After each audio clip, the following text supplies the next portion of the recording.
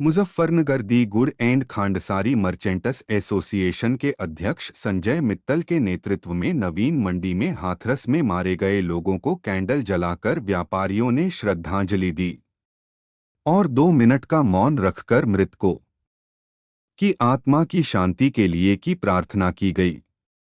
इस अवसर पर संजय मित्तल ने कहा कि इस तरह के आयोजनों पर रोक लगनी चाहिए जो लोगों को गुमराह कर उनकी जान से खिलवाड़ कर रहे हैं। वहीं उन्होंने कहा कि हाथरस हादसे के आरोपी बाबा के खिलाफ सख्त कार्रवाई की जाए। संजय मित्तल ने कहा कि मृतकों के परिजनों को 5 लाख रुपए एवं घायलों को 2 लाख रुपए दिए जाएं, क्योंकि सरकार के द्वारा जो घोषणा की गई है वह बहुत ही काम है। वही संजय मित्तल ने कहा कि अगर वहां पर किसी भी तरह की मदद देनी होगी तो वह उनके साथ खड़े हुए हैं।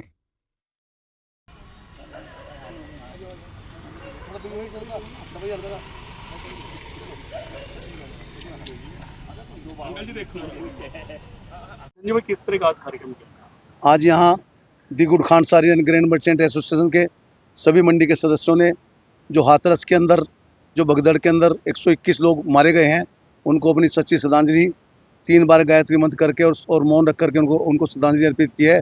और मैं सरकार से मांग करता हूँ कि जिन लोगों के कारण ये इस तरह का कांड हुआ है वहाँ पर उनके खिलाफ सख्त से सख्त कार्रवाई हो और उस बाबा को भी ढूंढ करके उसको जेल के सलाखों के पीछे लेके जाया जाए, क्योंकि वो ढोंगी बाबा जिस प्रकार उसने वहाँ भीड़ इकट्ठी करके इस तरह का कार्य किया है उसके खिलाफ कार्यवाही होनी चाहिए। और जो भी इस प्रकार का ढोंगी बाबा है उसके खिलाफ अवश्य सरकार कार्रवाई करे और जेल के अंदर उनको बंद करे।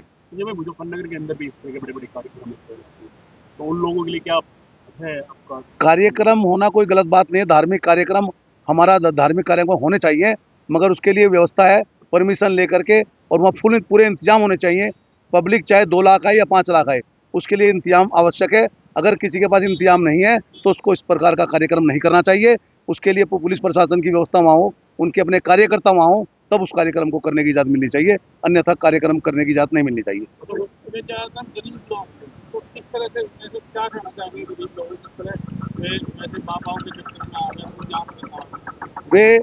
मैं ये देखता हूँ कि जिस औरत ने अपने पति के कभी पैर नहीं छुए होंगे वो जाकर कैसे ढोंगी बाबाओं के पैर छूते हैं। इन लोगों को भी सबक लेने की आवश्यकता है। उन्होंने ये उसमें सबसे ज़्यादा इसमें महिलाएं पिसती हैं। आज इस कांड के अंदर भी 114 महिलाएं और 7 पुरुषों की डेथ हुई है, तो वो महिलाएं ज़्यादा क्योंकि ज़्यादा श्रद्धा रखती हैं और उन्हें सोचना चाहिए कि हम कहाँ जा कर के किस प्रकार का कार्य कर रहे हैं। अब उनके घर में जो बच्चे रह गए, जो उनके हस्बैंड पति रह गए, उनका क्या होगा, ये सब सोचना चाहिए। गरीब लोग चले जाते हैं और वो के चक्कर में आते हैं। अपने सोच समझ करके पूरा विचार करके ही किसी के पास अपनी श्रद्धा रखनी चाहिए। बाबा बंसी वाले थे, बड़ा बड़ा कार्यक्रम उन्होंने किया।